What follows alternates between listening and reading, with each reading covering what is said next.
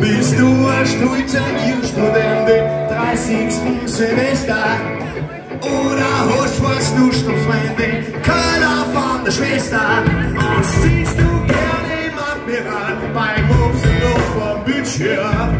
Oder warst du radikal am Abend meiner Glühbirne? Und scheißegal, was du machst, was du tust, was du bist, wie du schläfst, du das Hirn, du den ganzen Mist, du hast keine Zeit mit deinen Leid. Und dann stellst du die Frage, und wie geht's? Hey, wo war er hin? Hey, eines Leben, wo war er hin? Eines Leben, so wieder sehen, na, es wird dann gehen, wo war er hin? Eines Leben,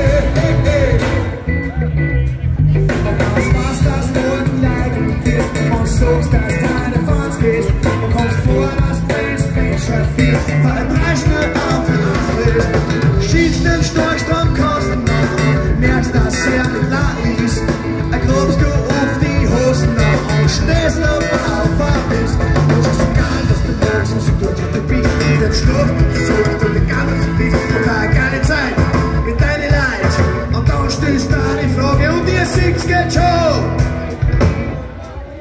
Hey! Eines lebt, wo fahren wir hin? Wir fahren eines lebt, so wieder sehen, na, es wird kein Leben, wo fahren wir hin? Wir fahren eines lebt. Es geht immer ab und an so wie bei dir weg, aber es geht im Fluss, es geht im Strahl und dass du Windchecker fährst. Echter Kumpel, Charlie Brown, was vom Leben nicht täuscht. Das Schöne an den Deutschen ist, du bist du nicht durch. Und merkt er dieser Schatz, was du, es ist dein Leben. Und wenn's dann auf die Backen fußt, was du tust, es geht.